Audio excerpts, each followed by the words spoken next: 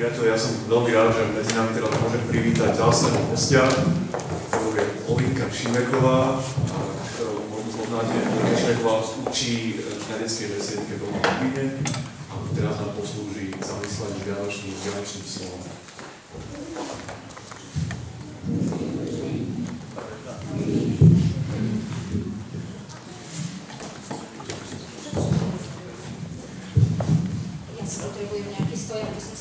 Keď sa mi začnú triasť kolena. Tam sa bude držať, môžem si ten skoro zobrať za sebou. Môžeš.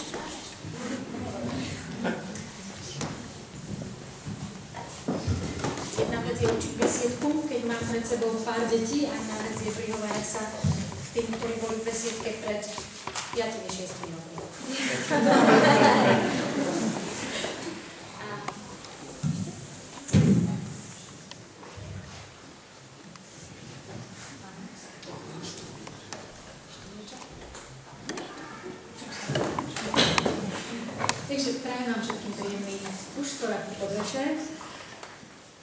Začnem takou trošku otázkou.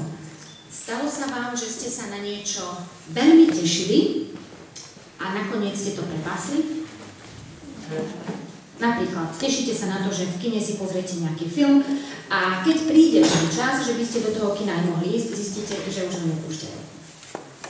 No mne sa to tento rok stalo s vianočnými trhmi, u nás v Kubíne ako boli v tej MSKS, vedela som, že sú v MSKS a že sú útorok a stredu. Tak som útorok išla z práce cez námestie a pozerám pred MSKS akurát stánok s medovinou, tak nazriem vnuka, ešte bola dcera, som hovorila, Jani, pozri dnu, pozrieme dnu, MSKS prázdne.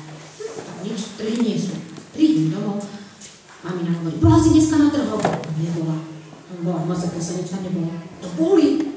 Neboli, mami, pošla som do toho vestibu. Ja, ale nie do vestibulu, do estrádnej sály si mala vojsť. Ja, no dobre, no. Nevadí, ešte sú zajtra. Tak som sa nachystala ďalší deň. Ďalší deň o 3:00 naštartovaná, idem na vianočné trhy. Zobrala som zo sebou ešte aj 2 Nemky, hovorím, ukážem vám, dievčatá, slovenskú kultúru, sú tam nejaké ľudové remeslá. Domotali sme sa tam o 3:30 a o 3:30 bolo zbalené. Napriek tomu, že plánovaný záver bol o 18:00 napísaný všade na tých plagátoch, o 3:30 aj 5 minút sme tam našli 2 chudákov, ktorí akurát balili do krabic a Ujo ešte bol ochotný teda nejakého anielika keramického vyložiť a toho nám predať a to bolo všetko. Tým mudrcom, ktorí sme tu dnes v tom príbehu videli, sa stalo niečo skoro podobné. Mudrci alebo astrológovia, veľakrát sa podľa tradície hovorí, že to boli 3 králi. V Biblii sa píše jednoznačne, že to boli iba mudrci a ani sa nepíše to, že boli 3. Je napísané len to, že doniesli 3 dary. Tak to tak nejak dedukujeme, že asi boli 3. Ale nie je to tam jasne napísané. Títo 3 muži, pohania, uvideli úkaz. Uvideli na nebi nejakú veľmi zvláštnu hviezdu a posolstvo tej hviezdy začali nasledovať. Išli za ňou. Pochopili, že je to niečo, čo chcú vidieť. Je to niečo, čo chcú zažiť, lebo vedeli, že sa narodil kráľ. A v tom krásnom divadielku, ktoré sme videli, to bolo jasne povedané, že nešlo iba o kráľa pre Izrael, ale išlo o kráľa, ktorý má urobiť niečo veľmi dôležité pre celý svet. A tak sa zobrali a nasledovali hviezdu, lebo vedeli, že sa narodil kráľ. Zobrali so sebou dary, lebo toho kráľa si chceli poctiť. Chceli mu prejaviť svoju úctu a zároveň sa pred ním pokloniť. V tom istom čase, niekde na betlehemských pláňach, pastieri, tí, ktorí boli považovaní za tých najmenej vzdelaných, lebo už teda žiadna rabínska škola ich nezobrala, asi nemali na to potrebné buď finančné, alebo mentálne zabezpečenie. Jednoducho tí najobyčajnejší ľudia, ktorí tam boli, pásli stáda a prichádza k ním anjel a hovorí im, choďte, lebo narodil sa v túto noc Spasiteľ. A jediné znamenie, ktoré im dal, je, že nájdete čo? Kto mi poradí? Deti, besiedka? Pastieri mali hľadať niečo iné. Toho kráľa? Kráľa nemali hľadať. Čo hľadať? No? Ježiša. No Ježiša mali hľadať, presne tak. A ako ho mali nájsť? Podľa čoho? Čo bolo jediné znamenie, ktoré mali? Ísť za hviezdou. Ale nie, to tí pastieri nie za hviezdou. Pastieri mali dať čo hľadať. To dneska nebolo v cenke, tak to si treba spomenúť. No, čo to hľadali? Dieťatko. Vynikajúco. A aké? Ležiace v jasli. Vynikajúco. Ty si šikulka, ty dostaneš na najbližšej besiedke červený bod. Takže mali hľadať dieťatko, ovinuté v plienkach, položené v jasliach. A keby vám tak niekto povedal, v Jasenovej nájdete niečo v maštali.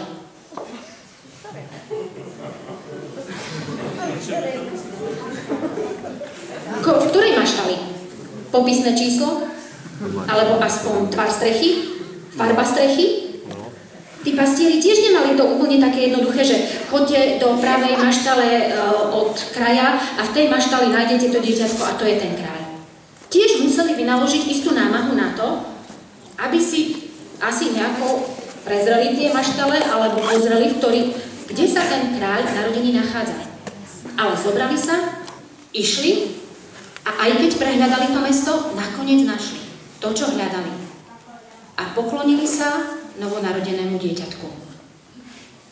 A mudrci tiež už s tými darmi v tom čase išli a išli tak smerom, ktorý ukázala hviezda a zrazu zbadali mesto Jeruzalém.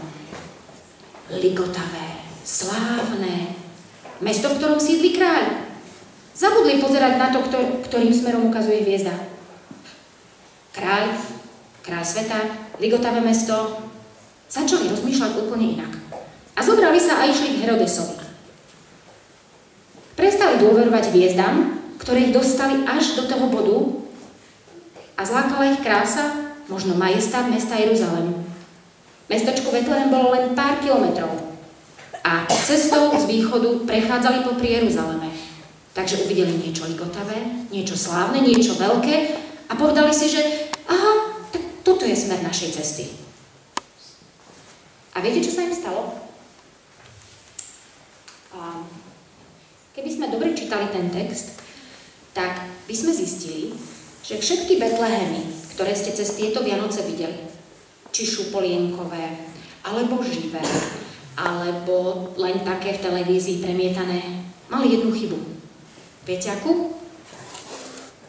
V tej maštálke niekto nemal byť. Možno tam bol oslík, možno tam bola kravička, možno tam bola ovečka, ale 100% v tej maštáli neboli mudrci. No. Oni tam neprišli. Mudrci sa prišli dieťaťu pokloniť a máme to presne napísané v Evanjeliu podľa Matúša, v 2. kapitole. Oni vypočuli kráľa a odišli. A hľa, hviezda, ktorú videli na východe, šla pred nimi, až sa zastavila nad miestom, kde bolo dieťatko. Keď uzreli hviezdu, zaradovali sa veľkou radosťou. I vošli do domu. Uvideli dieťatko s matkou Máriou, padli na tvár a kláňali sa mu. Potom otvorili svoje klenotnice a obetovali mu dary. Nestihli to. A prečo to nestihli? Pretože niečo iné sa v istej chvíli stalo pre ich Vianoce dôležitejším, ako nasledovať tú hviezdu, ktorá ich viedla dovtedy. Niečo bolo zaujímavejšie, slávnejšie, ligotavejšie, niečo, čo ich zrak pritiahlo iným smerom. A skoro a v podstate zmeškali narodenie Spasiteľa sveta. Neboli tam. Prišli neskoro.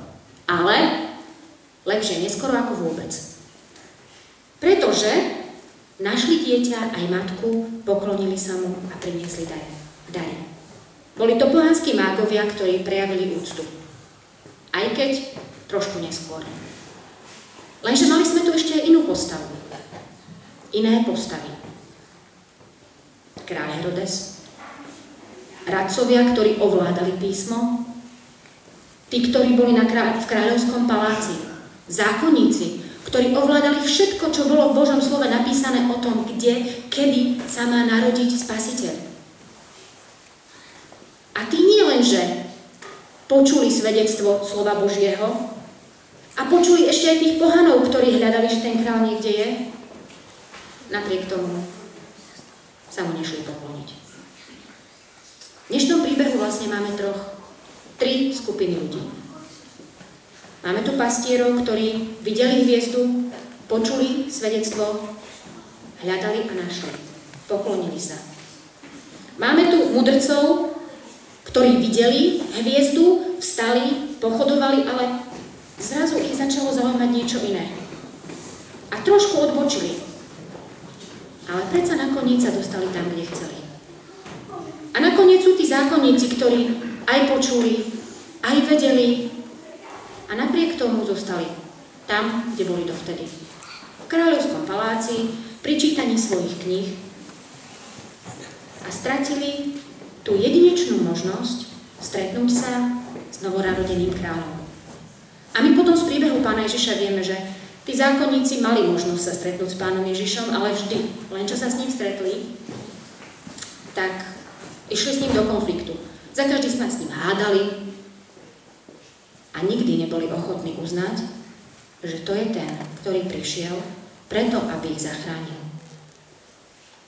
A my máme za sebou teraz ten čas, kedy deti hovoria, že prišiel Ježiško.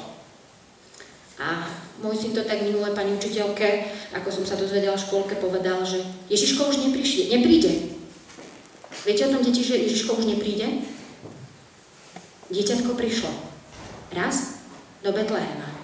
Ten, kto príde druhýkrát, bude slávny kráľ Pán Ježiš. Nebude to malé dieťatko, ktorému spievame spínkaj, búvaj, dieťatko. Bude to slávny kráľ. A v liste Filipským je napísaný veľmi vzácny text, ktorý hovorí,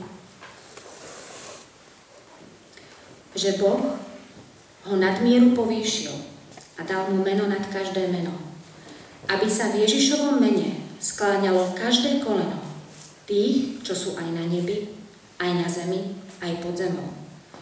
A každý jazyk, aby na slávu Boha Otca vyznával, že Ježiš Kristus je Pán.